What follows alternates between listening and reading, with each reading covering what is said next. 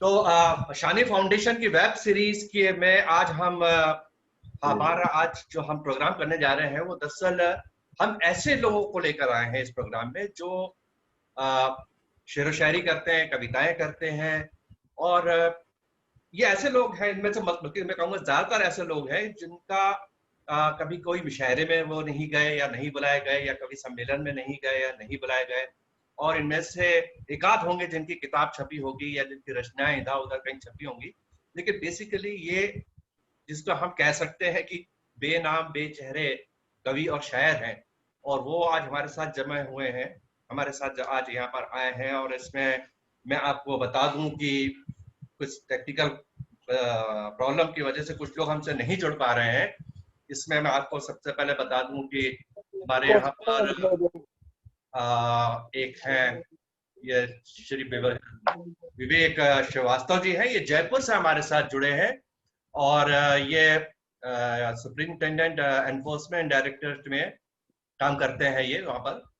और गिरीश सादिक भी है, लेकिन उनका हमें वीडियो नहीं मिल पा रहा है, और जैसे उनका प्रॉब्लम रिजॉल्व होता है हम उससे बात करेंगे। हमारे साथ संदीप श्रीवास्तव जुड़े हैं, वो दिल्ली से ही हैं और अधीश नाम से ये लिखते हैं। और इनका जो व्यवसाय है तो इनका अपना खुद का कारोबार है। इसके अलावा हमारे साथ हैं और हैं हमारे साथ भारती अग्रवाल है, जो जिनका हिंदी से बहुत करीबी रिश्ता है उनका, क्योंकि वो हिंदी साहित्य ही दिल्ली विश्वविद्यालय में पढ़ाती हैं। वो असिस्टेंट प्रोफेसर हैं, उनकी कई किताबें भी आ चुकी हैं। और इसके अलावा हमारे साथ प्रदीप सेठ हैं, जो अभी मुझे दिखाई क्यों नहीं दे रहे, समझ नहीं आ रहा। अभी तो मुझे दिखाई दे रहे थे वो प्रदीप, हाँ अब दिखाई दे के वजह। और ये आप है प्रदीप सेठ, बैंक में थे और वहां से रिटायर हो चुके हैं, और अब ये फिलहाल एक रिटायरमेंट की लाइफ जी रहे हैं, लेकिन लेखन कार्य इनका बस दस्तूर जारी है। तो आज हम इस पर ही बात करेंगे। होपफुली मिस्टर गिरीश हमारे साथ जुड़ जाएंगे अगर उनका दिक्कत टेक्निकल प्रॉब्लम रिजॉल्व हो गया तो। चलिए हम सबसे पहले शुरू करते हैं। शुरू करने के पहले मैं एक बात बोलना चाहूंगा कि देखिए कि किसी भी समाज का, वो समाज कितना सभ्य है, वो समाज कितना लिटरेट है, वो समाज कितना सेंसिटिव है, कितना संवेदनशील है अपने आसपास के माहौल को लेके, लोगों को लेके, समाज को लेके, ये पता उसके साहित्य से ही चलता है। और साहित्य से बड़ा हथियार दुनिया में कहीं नहीं है। साइंस इसमें कुछ नहीं कर सकती। साइंस आपको कुछ सुविधाएं दे सकती है, लेकिन ये साहित्य ही है जो आपको सबसे ज्यादा बौद्धिक रूप से और दूसरे रूप से आपको शक्तिशाली बनाता है, आपके सोचने की, समझने की शक्ति को बढ़ाता है। और साहित्य है, इतिहास हमको एक खास काल में हुई घटनाओं के बारे में, उसका सरसरी तौर पे हमें उसके बारे में बता देता है। लेकिन अगर उस काल के बारे में हमें पता करना हो तो हमें साहित्य और कला की तरफ भी जाना होता, तभी हमें पता चलता है कि उस समय के लोग क्या थे, उस समय का समाज क्या था, लोग सोचते क्या थे, क्या और तमाम चीजें। तो बहरहाल हम जैसे कि हमारे पूरी दुनिया में रिवाज है कि अगर हमारे बीच में कोई महिला हो तो हम सबसे पहले उनको आदर देते हुए हम कहते हैं कि प्लीज लेडीज फर्स्ट वाली जो बात होती है। तो मैं सबसे पहले भारती जी से कहूंगा कि वो आके अपने बारे में पहले कुछ दो लाइन बोले। और मेरे सबसे जनरली कि आप क्यों लिखते हैं, आप कहीं आप छपवाते नहीं है या नहीं छपते हैं, आप कहीं इशारे में नहीं जाते हैं, कहीं नहीं होता, लेकिन आप लगातार लिखते रहे। और खासकर आप लोग सोशल मीडिया में बड़े सक्रिय रहे। आजकल हम देख रहे हैं सोशल मीडिया में व्हाट्सएप जैसे लोगों ने वहां पर ग्रुप बने हुए हैं जहाँ पर शेर व शायरी होती है, बड़े, और कई बार बहुत अच्छी अच्छी बातें भी वहां पर होती है। तो बहरहाल मैं सबसे पहले भी शुरुआत करूंगा भारती जी से कि वो आके हमें बताएं कि उनको लिखने का शौक कैसा, साहित्यकारी उनका पेशा ही है, लेकिन फिर भी उन्होंने जो लिखना कहाँ से सीखा, उन्हें कहाँ, मतलब इनका ये शौक है, जुनून है या क्या चीज है। तो भारती जी हम आपसे शुरू कर रहे हैं, प्लीज आप बोले। सबसे पहले अपने वरिष्ठ जनों को नमस्कार। ये तो थोड़ा सा अभद्रता है कि मैं छोटी हूँ आप सब में और मुझसे पहले बुलवाया जा रहा है। पहले मुझे आप लोगों को सुनना चाहिए था और फिर मुझे बोलना चाहिए था, नहीं पर नहीं, इसमें जैसी ऐसी कोई आप बात लोगों नहीं है। को जैसे हमने कहा कि आप चूंकि हमारे ग्रुप में आप एक ही अकेली महिला है, और हमारा ये समाज का कर्तव्य होता है कि समाज बस में भी जाते हैं तो आप, भले ही महिला आपकी उम्र में छोटी है, लेकिन आप बस की सीट सबसे पहले उनको ऑफर कर देते हैं। और तभी इसका तकाजा है। मेरा ये अब तमीज बदल रही है, समानता का ये अधिकार बात चाह अलग रही है। है। हाँ। खैर, मैं भारती अग्रवाल। मैंने कविताएं लिखनी शुरू करी थी जब मैं बीए में थी। मेरा विषय हिंदी ऑनर्स, हिंदी विशेष की छात्रा रही हूँ, तो लोगों को देखा करती थी और कविताएं लिखा करती थी, पर उस स्तर की कविताएं नहीं लिख पाती थी, उसी तरह की जैसे अमूमन उस उम्र में लोग लिखते हैं, रोमांटिक कविताएं लिखा करती थी। पर जैसे जैसे मेरी समझ गहरी होती गई, व्यवस्था को देखती गई, कविताओं पर मेरी पकड़ बनती गई। जब मैं एमए में आई तो मैंने अपनी पत्रिका जो निकलती है आर्ट्स फैकल्टी की, उसमें एक कविता दी थी, मुझे आज भी याद है, तो बड़ी सराहाई गई थी। तो मुझे अचंभा हुआ कि मैं भी कविता लिख सकती हूँ, मतलब कि मेरे में भी इतना रुआब, रुतबा, इतना दमखम है। फिर उसके बाद मामला खत्म हो गया और 2000 में मैंने कविताएं लिखती रही, पर कहीं दी नहीं मैंने। 2000 में एक बालकन जी बारी करके संस्था है, शायद आप लोग भी जानते हो, इंटरनेशनल संस्था है वो। तो उन संस्था में एक प्रतियोगिता थी जिसमें मैंने कविता दी, और वो मेरी राष्ट्रीय कवि के रूप में पुरस्कृत हुई थी। तब मुझे लगा कि नहीं, मैं कविताएं लिख सकती हूँ। वो 2000 और उसके बाद लंबा समय 2008 या 7 जब मैं पढ़ाने लगी और समाज को देखने के प्रति मेरी दृष्टि और भी जागरूक होती गई, तो मैं कविताएं लिखती गई। जिस वर्ग से कवि आता है या जिस वर्ग से साहित्यकार आता है, अपनी सोच लेकर आता है। मैं भी जिस वर्ग से आई, भारती जी, मैं आपको बीच में रोक के एक बात आपसे करना चाहूंगा कि मूलतः आप एक टीचिंग प्रोफेशन में है और आपने एक साहित्य, आपने विषय चुना, साहित्य आपका क्षेत्र है, और ऐसे हम कई साहित्य के प्रोफेसर और टीचर्स मिल जाएंगे जो पढ़ाते हैं, लेकिन उनको लिखने का कोई ऐसा शौक नहीं होता और वो लिखते भी नहीं, उनका सिर्फ शौक है पढ़ाना। तो ये आपका ये शौक है या आप या आपका यह जुनून है, या जैसे कि एक बार मेरी आपसे बात ये मेरा तो आपने कहा था मैं भड़ास निकालती हूँ, मैं लिख के मेरे अंदर की भड़ास निकलती है। जी बिल्कुल। ये क्या भड़ास? अच्छा, इस पर आपने जी बिल्कुल, ये हम सुनना चाहेंगे आपसे कि ऐसी हाँ बिल्कुल, ये जो व्यवस्था है उस मेरी सारी कविताओं में मेरी भड़ास है। मेरी कोई कविता ऐसी नहीं है जिसमें मेरी भड़ास ना निकली हो, मतलब मेरी अभिव्यक्ति का। हाँ बिल्कुल, देखिए एक चौधरा कविता है।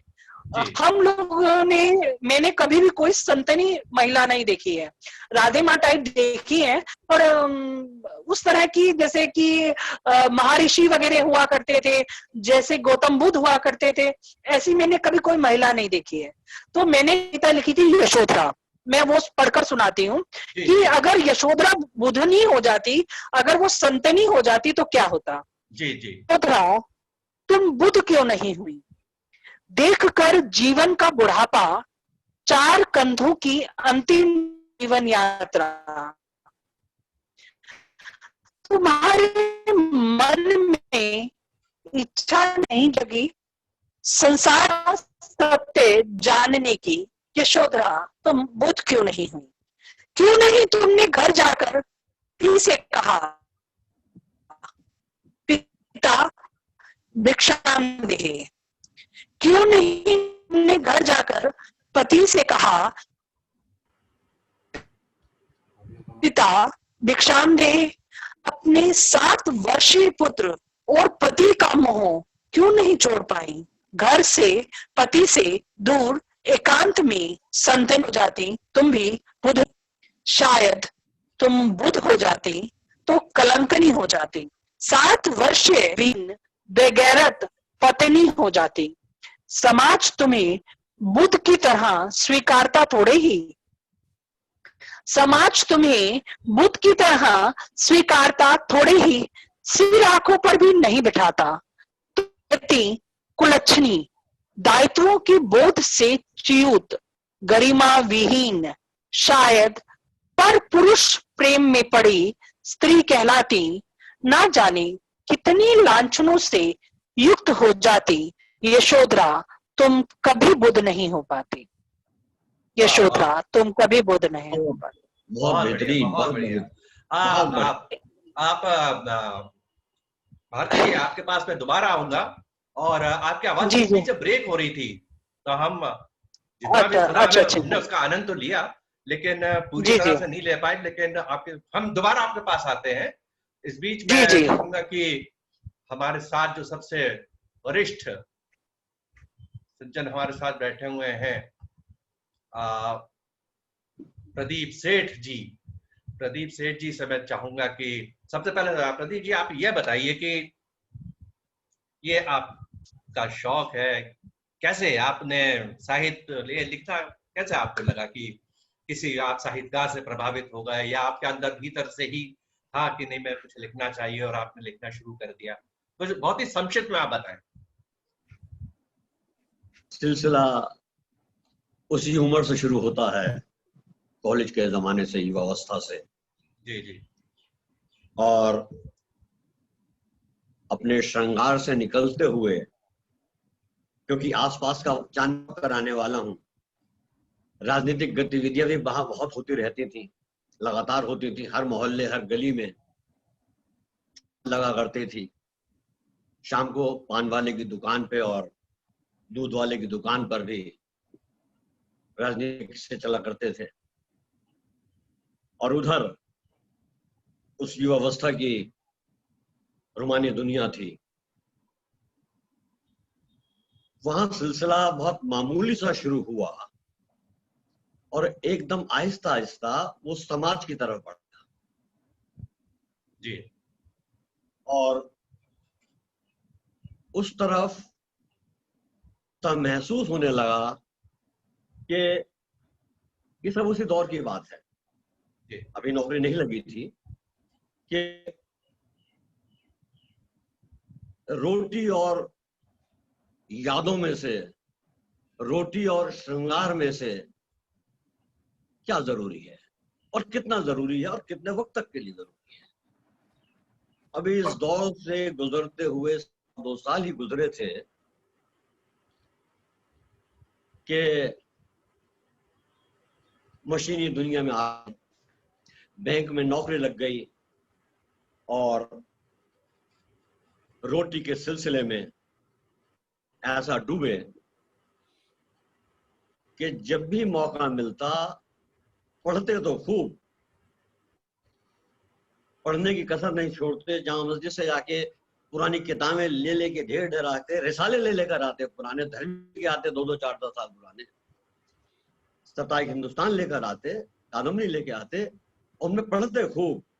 लेकिन लिखने का जो सिलसिला था, डिसिप्लिन था, जो होना चाहिए था, वो नौकरी खा गई। लेकिन पढ़ने का सिलसिला जारी रहा। आहिस्ता आहिस्ता टाइम बीतता गया, उम्र बीतती गई, हम रिटायर हुए और उसके बाद पढ़ने का सिलसिला जारी था।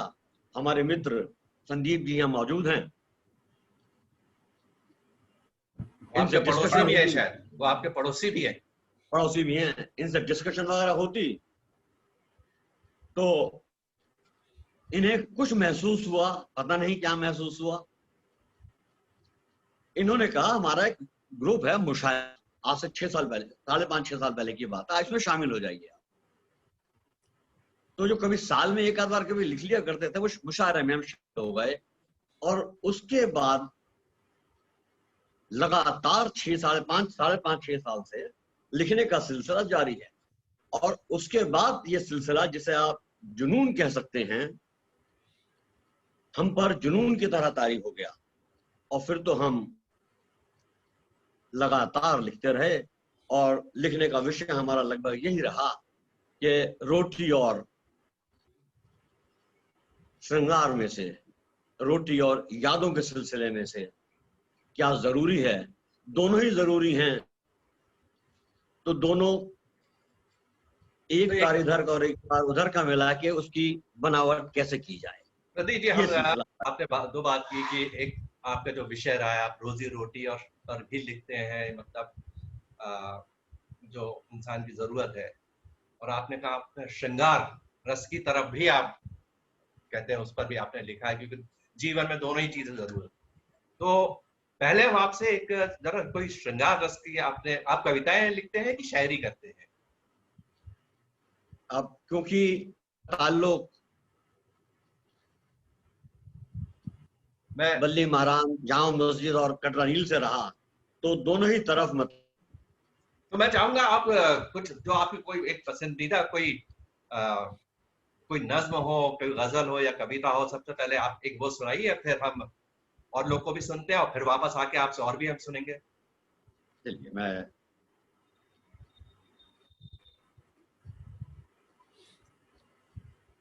पहले एक शेर जी मैं पेश कर रहा हूं। किसी मजलूम की गजलों, किसी नगमे ने मुफलिस के, किसी मजलूम की किसी मजलूम की गजलों की मुफलिस के नगमे ने जी मुसलसल इश्क का इजहार रोटी से किया होगा। वाह वाह वाह, किसी मजलूम की गजलों, किसी मुफलिस के नगमे ने मुसलसल इश्क का इजहार रोटी से किया हो। तो इसी कली में एक और शेर पहले क्या नाम हुआ। जी तिलिस्म चांद का उनके लिए तो कुछ नहीं होता। तिलिस्म पुलिस में जानता चांद का उनके लिए तो कुछ नहीं होता, जिन्हें वास्ता हरदम किसी रोटी के टुकड़े से। वाह तिलिस्म चांद वाह, का उनके लिए तो कुछ नहीं होता, जिन्हें है वास्ता हरदम किसी रोटी के टुकड़े से।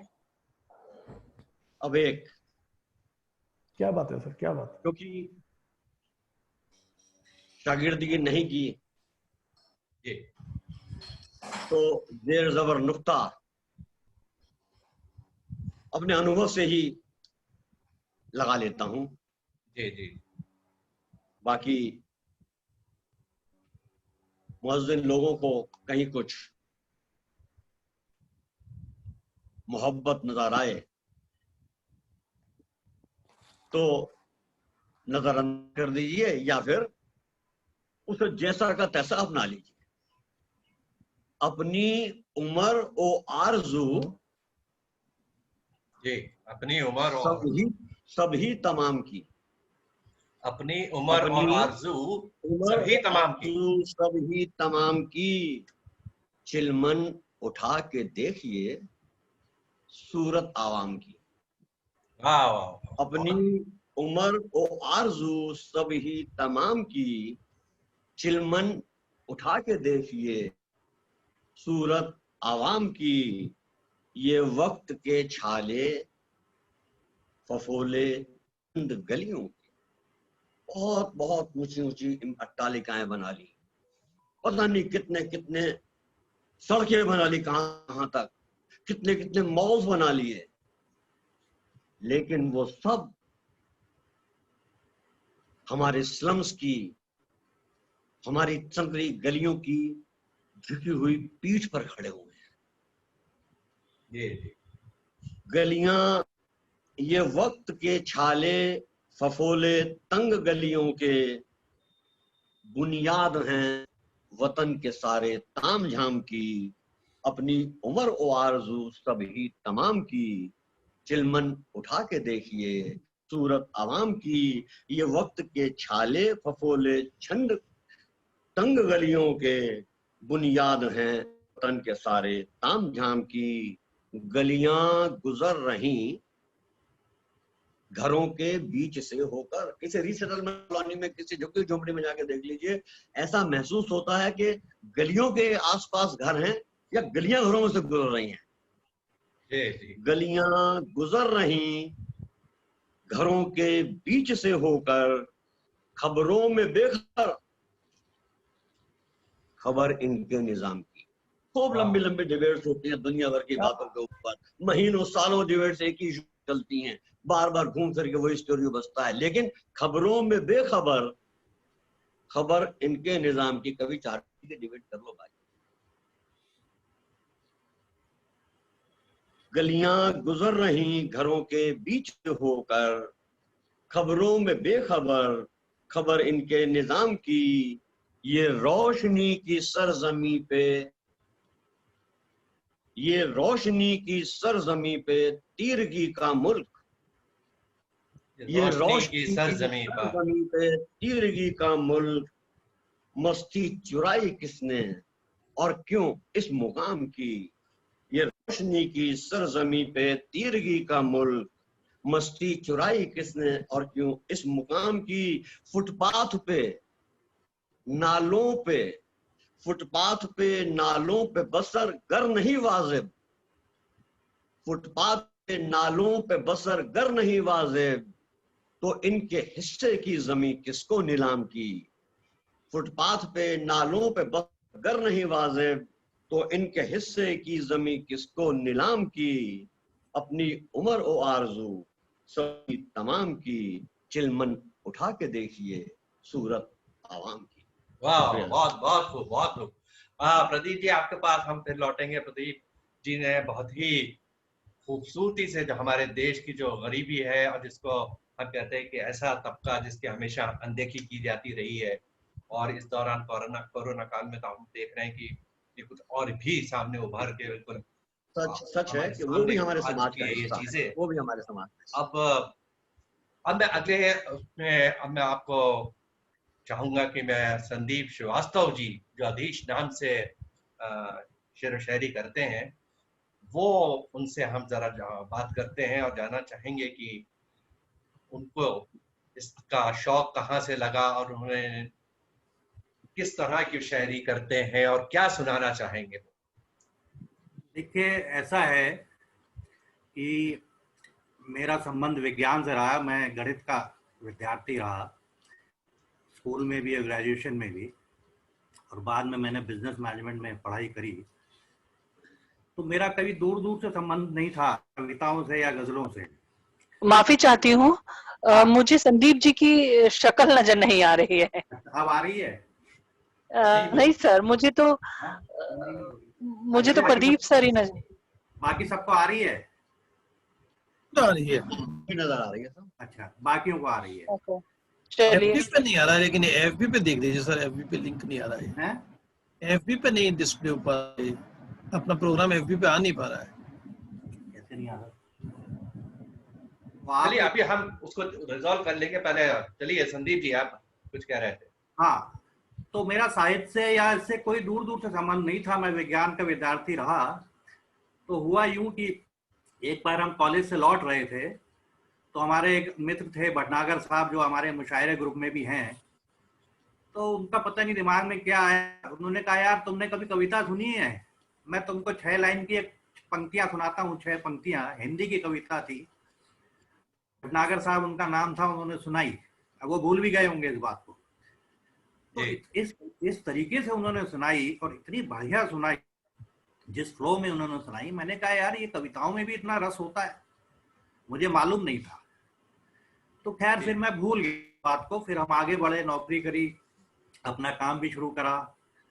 तो इतने में एक अभी 8-10 साल पहले एक हमारे शाकिर साहब दोस्त हैं, शाकिर अली साहब, वो भी हमारे साथ पढ़े। तो हमारे घर आए, मैं उनको छोड़ने गया, गाड़ी में बैठे, तो कहते यार तुमने कभी नज़में सुनी है? मैंने कहा मुझे तो मालूम ही नहीं नज़में क्या होती हैं। तो कहते लो मैं सुनाता हूँ।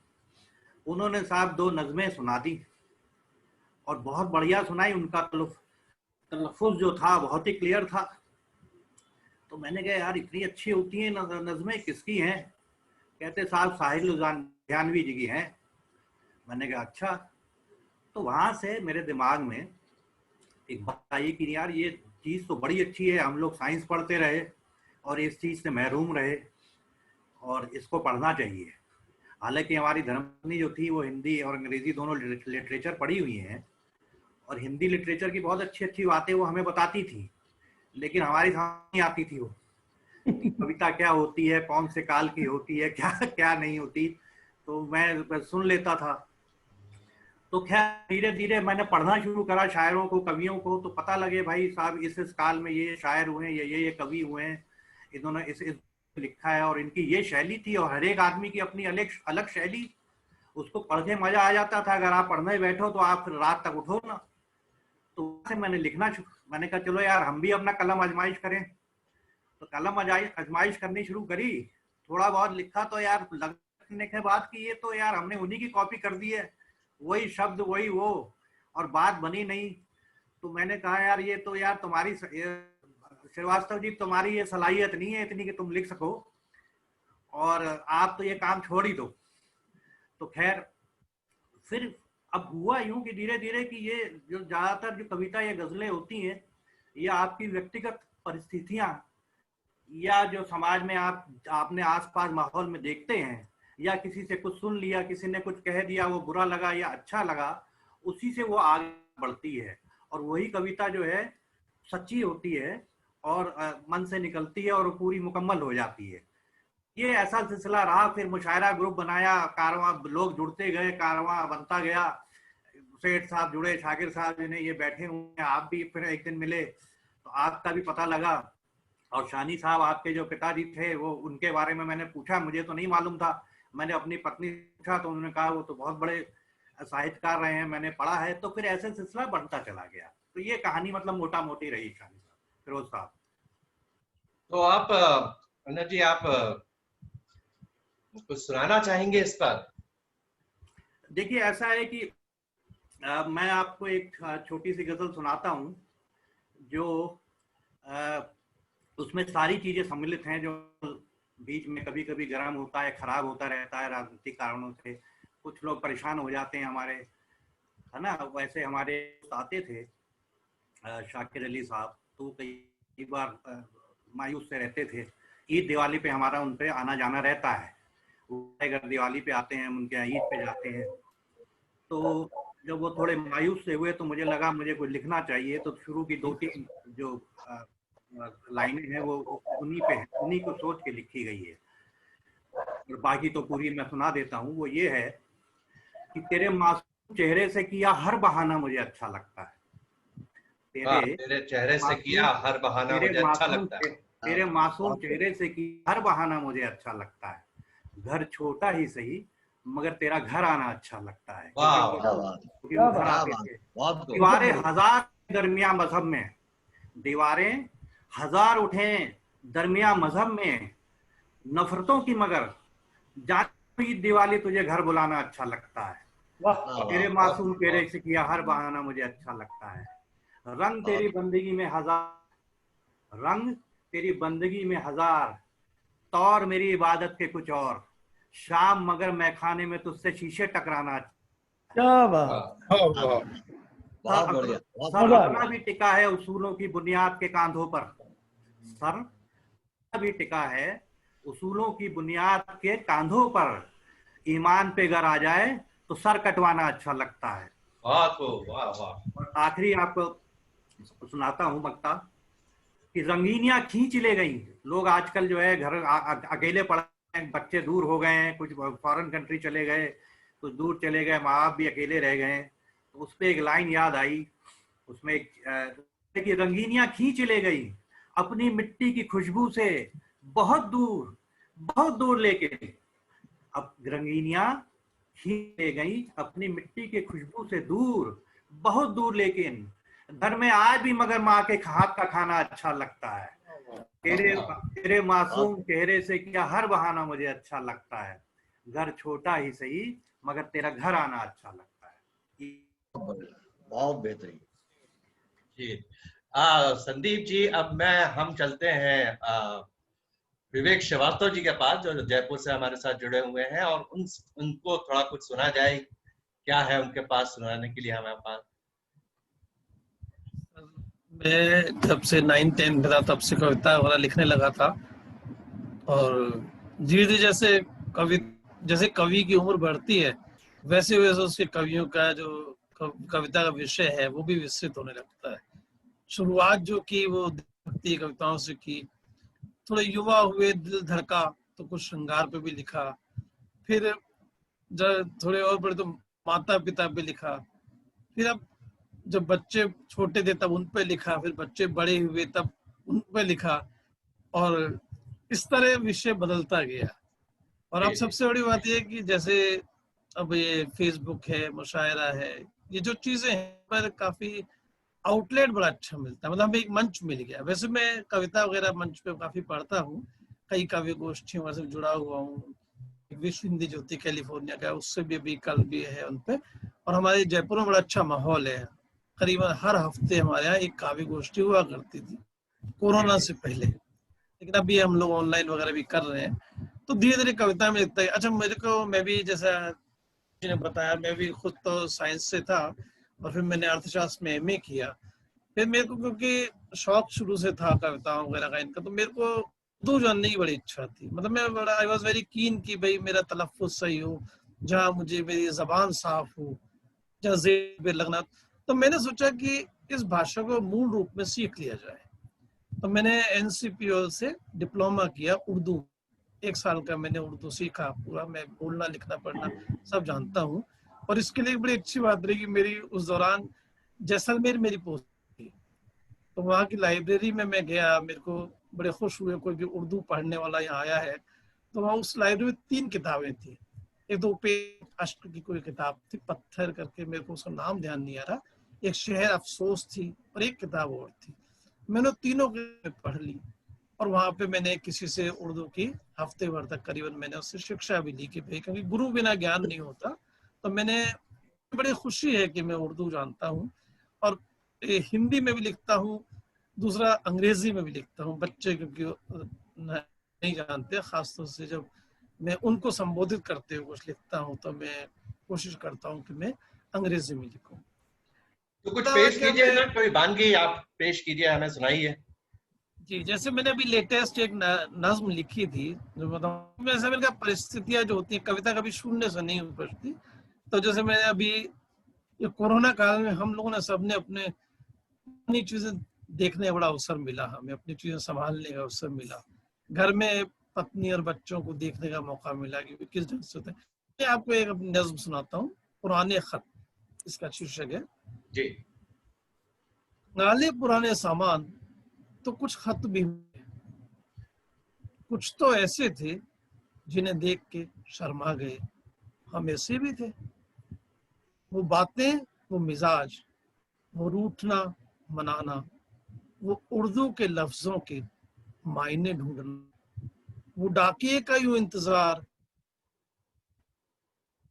देख वो पोस्ट मास्टर को चिट्ठी खुद देख, आहा, क्या बात, क्या बात, बहुत लिफाफे पे बेदर्दी से गोल मोहर की आवाज, डाक थैले में खत डाल, वो डाक बाबू का मुस्कुराना, सभी बातें घूम कहीं वो जहन में, भर आई आंखें भी उनके समर्थन में। कितनी झिझक से करते थे हम जज्बात बयां अपने, पर होते थे और कशिश भी कितने। खतों में थी खुशबू वही पहचानी हुई सी, वो नहीं पड़े थे धुंधले इतने। नजर को थी जरूर जरूरत चश्मे की, पर थे याद वो जो मगज में। बदल गया वक्त नहीं रहा जमाना खत लिखने का, बाकी है ये रिवाज बस सरकार महकमों में, पर नहीं होती ना है दरकार कशिश की। औपचारिक से होते हैं ये सरकारी खत कितने, या खुदा आए वापस वो जमाना खत लिखने का, वो कागज, वो कलम, वो स्याही तवाद का। बढ़ गए हैं आगे बहुत ही आगे, पर न छूटे हैं याद उन बातों की, उन खतों की जो लिखे थे जवानी के दिनों में उन्होंने, रंगीन कागज से रंगीन स्याही से। कुछ खतों पे थे निशा भी आंसुओं के, वो शायद रखा जवाब हमारा भी पास उनके, जो है हर्फ दर हर्फ हमारे जहन में। वाह, क्या क्या बात है, वाह, बहुत बेहतरीन। यथार्थ की जमीन पे चित्रण बहुत बढ़िया, विवेक जी, हम आपके पास फिर आते हैं एक बार। अब मैं वापस जाना चाहूंगा इनके भारती जी के पास में जाना चाहूंगा वापस। और मैं चाहूंगा कि एक बात मैं आप सबको भी बता दूं कि भारती जी ने किन्नरों पर भी काम किया है, और शायद इनकी किताब आने वाली है, जैसे कि मुझे बताया गया है कि शायद किताब इनकी आ रही है। तो भारती जी, आपने किन्नरों पे किस तरह का काम किया? किन्नरों को हम लोग जानते नहीं है, पहली बात तो हम लोगों को ये भी नहीं पता है कि ट्रांसजेंडर होते हैं। आप सभी वरिष्ठ हैं, पर मैं ये दावा कर सकती हूँ आप में से कोई भी ये नहीं जानता होगा कि वास्तव में ट्रांसजेंडर क्या होते हैं, या जो हम लोगों के बधाई मांगने आते हैं, वास्तव में वो जो हिजड़े होते हैं उन्हें एक सभ्य भाषा दे दी है, किन्नर या मंगलमुखी। वो सब क्या है, किस तरह बनते हैं, उनके बारे में लिखा गया साहित्य क्या है, वो सब एक किताब आ चुकी है मेरी। और दूसरी मेरी आ रही है जिसमें मैं ट्रांसजेंडर्स के रिव्यूज कर रही हूँ। LGBTI, lesbian, gay, bisexual, transman and transwoman और इंटरसेक्स, इन सब पर इंटरव्यूज कर रहे हो। इस पर आपने इस पर कुछ लिखा भी है? एक तो आपने इस पर गद्य तो लिख दिया। नहीं, मैं इस पर कुछ भी नहीं लिख पाई हूँ। मैं जितना कुछ जानती हूँ ना, हर बार हो जाती है। तो जब आप किसी भी भावना से के भीतर उतरते जाते हैं और उससे फेमिलियर हो जाते हैं, तब आप लिख पाते हैं। अभी तो मैं जान ही रही हूँ अभी तक, तो मैंने उस पर कुछ नहीं लिखा है। पर हाँ, क्योंकि मैं पढ़ाती हूँ और मैं नॉन कॉलेजिएट भी पढ़ाती हूँ, विमेंस नॉन कॉलेजिएट, और उसमें ऐसी लड़कियां आती हैं जो ऐसा लगता है कि भारत अभी बदला नहीं, वही पुरानी स्थितियां, वही पुराना ढंग, और शायद हम लोग उससे ही रूबरू होते हैं। अभी अगर ये मंच देखा जाए तो इसमें भी केवल मैं ही एक महिला हूँ, बाकी पुरुष हैं, तो इसमें महिलाओं की तादाद बढ़नी चाहिए। नहीं, महिलाओं की तादाद बढ़नी चाहिए। मुझे बहुत खुशी होती कि हमारे साथ और महिलाएं जुड़े, लेकिन अब कोई नहीं मिला तो क्या किया जाए। हाँ, तो आपको बताना चाहिए था ना, महिलाएं तो बहुत थी जोड़ने के लिए। अरे ठीक है, मैं अगली बार करेंगे तो फिर मैं आपको पकड़ूंगा, और जी जी, आपकी जिम्मेदारी होगी कि आप जी जी, बिल्कुल बिल्कुल। अच्छा, बिल्कुल, आप कुछ और सुनाना चाहें तो हमें बड़ी खुशी होगी। हाँ, अमूमन लड़कियां जब बड़ी होती हैं, तो मैं भी बड़ी हुई थी, तो भी बहुत सारे डिस्टिंक्शंस थे। अरे इतनी तेज मत हंसो, या लड़की हंसी तो फंसी, या पराए घर जाओगी तो क्या लेकर जाओगी। इन सब बातों को लेकर मैंने लिखी है कविता बेशर्म लड़की। जी जी। तुम बहुत बेढंगी हो, चौराहे पर, गली में, मोहल्ले में, सड़क पर, जब देखो खिलखिलाकर हंसती हो। तुम बहुत बेढंगी हो, चौराहे पर, गली में, मोहल्ले में, सड़क पर, जब देखो खिलखिलाकर हंस, जबकि तुम्हें पता है अच्छी लड़कियां तेज हंसती नहीं, अच्छी लड़कियां तेज हंसती नहीं। तुम्हें कितनी बार बताया है, लड़की हंसी तो फंसी, हंसो ऐसे कि तुम्हारे हंसने की आवाज खुद तुम भी ना सुन पाओ। तुम्हारी हंसने की आवाज खुद तुम भी ना सुन पाओ। तुम्हें अच्छी तरह समझाया गया है, तुम्हारी हंसी की खनखनाहट मंदिरों से पवित्र पुरुषों को कर देती है अपवित्र। तुम्हारी हंसी की खनखनाहट मंदिरों से पवित्र पुरुषों को कर देती है अपवित्र। एक तुम हो, इतना समझाने पर भी खुलकर हंसती हो। तुम बेढब थी, बेढब हो, बिगड़ेल ही रह जाओगी। तुम बेढब थी, बेढब हो, बिगड़ेल ही रह जाओगी। वाह वाह, बहुत बढ़िया, बहुत बढ़िया। ये जो आपने दरअसल ये जो महिलाओं की स्थिति है, ये ऐसा नहीं है कि अभी से है, ये हम तो कब से सुनते आ रहे हैं। नहीं, ये तो काफी समय से है, हाँ, पर ये तो अचंभित हो कि अभी भी है, अभी भी पढ़े लिखे परिवारों में ही क्या, अगर आप महिला कॉलेज में चले तो बाहर आपको पुलिस खड़ी दिखाई देती है दिल्ली यूनिवर्सिटी में। क्यों दिखाई देती है? कि लड़कों के साथ वो बातें ना करें ज्यादा, कोई मिसबिहेव ना हो जाए उनके साथ। अभी भी मतलब उन्हें उस तरह से ट्रीट किया जाता है जैसे एक मतलब क्या कहें उसे, कि विवेकहीन बच्चे को ट्रीट किया जाता है। तो ये दौर के सामाजिक स्थितियों को, अब मैं प्रदीप सेठ जी के ही पास जा रहा था, मैं आप ही के पास आ रहा था मैं। जी प्रदीप सेठ जी, आप बोले। हाँ साहब, दरअसल सभ्यता का जो विकास है वो तकनीक के विकास के साथ जुड़ा हुआ है। They are directly related to each other. जो जो तकनीक का विकास होता है वैसे वैसे उसी क्रम से सभ्यता का विकास होता है, और जितनी तेजी से तकनीक का विकास होता है सभ्यता उतनी तेजी से ही आगे बढ़ती है और परिवर्तित होती है। सर, तकनीकी रूप से तो हम विकसित हो रहे हैं, पर आज भी ऐसी लड़कियां हैं जिन्हें किताब के लिए भाई के साथ जाना होता है। मैं उस संदर्भ में नहीं कह रहा। अच्छा, मैं जनरल ठीक है, बात कर रहा हूँ। ठीक हाँ है। जी जी प्रदीप जी, आप कुछ और सुनाना चाहेंगे? क्योंकि अब हमारे पास समय भी खत्म होता जा रहा है और आपके बाद में 2 लोग के पास मुझे और जाना है, तो क्यों ना आप कुछ सुनाएं अभी। हाँ, तो उसी बदलते हुए मापदंड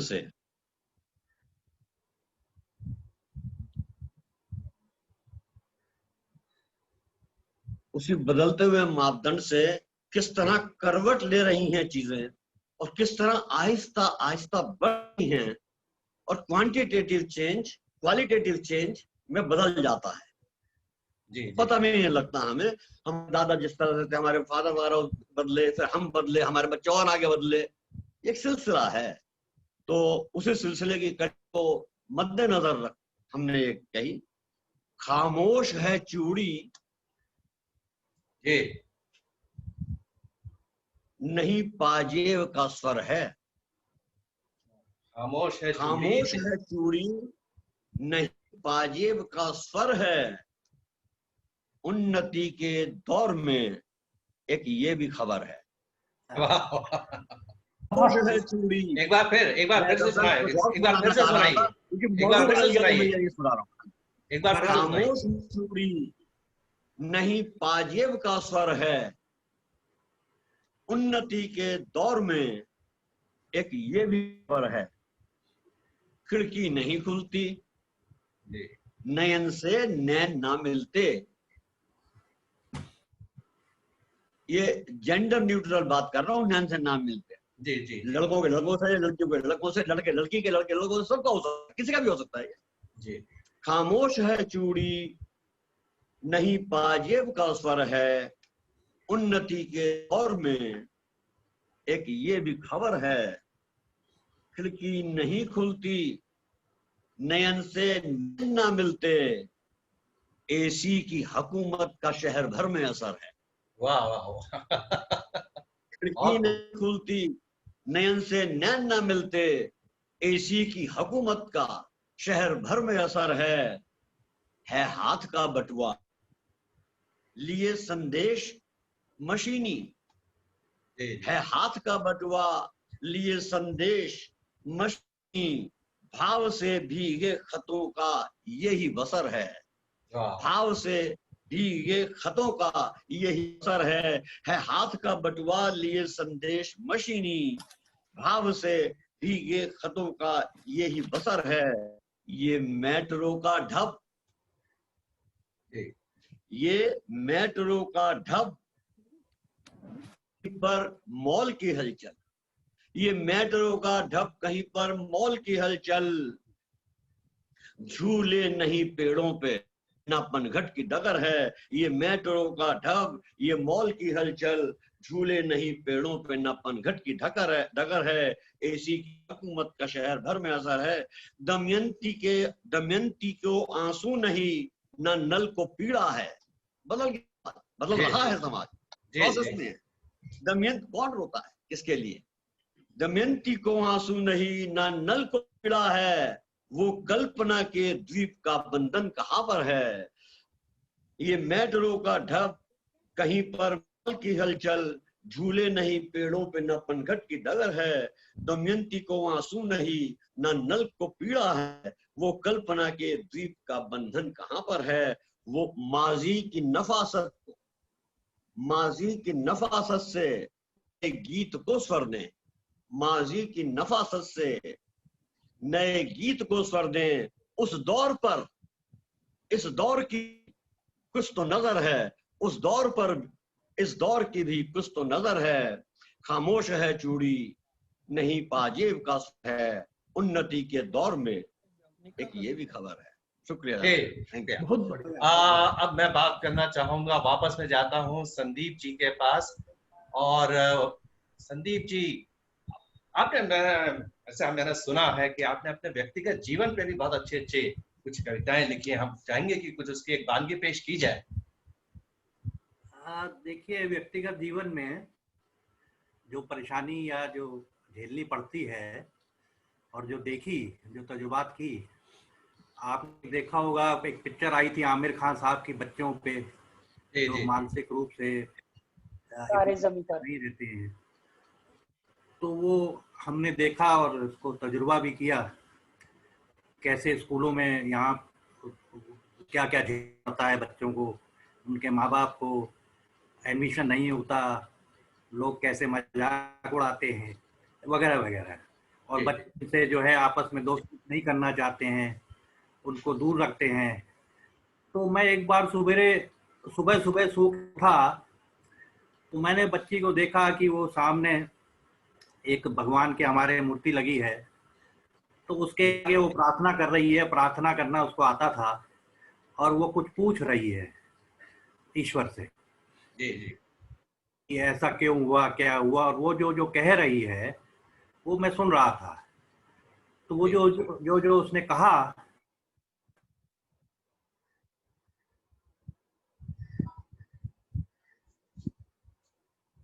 कुछ टेक्निकल प्रॉब्लम हो गया है। हमें श्रीवास्तव जी आपका बीच है, आवाज चली गई थी जी। हाँ, तो उसमें वो जो प्रार्थना की, जो उसने कहा और जो मैंने लिखा, जो मेरे मन में बात आई, तो मैं सुना देता हूँ। जी। तो वो है उसका उन्वान है एक मासूम सी बच्ची। मेरी आवाज आ रही है? जी आवाज आ रही है आपकी।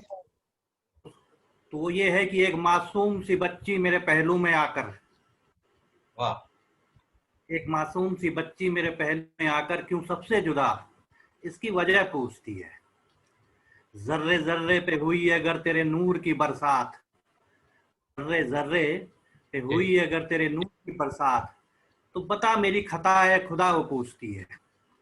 ये वो पूछी। हर शख्स मेहरबान, यानी हर शख्स जो है वो सिंपैथी दिखाता है, पर दोस्त नहीं हासिल, लेकिन दोस्त बनने को तैयार होता है।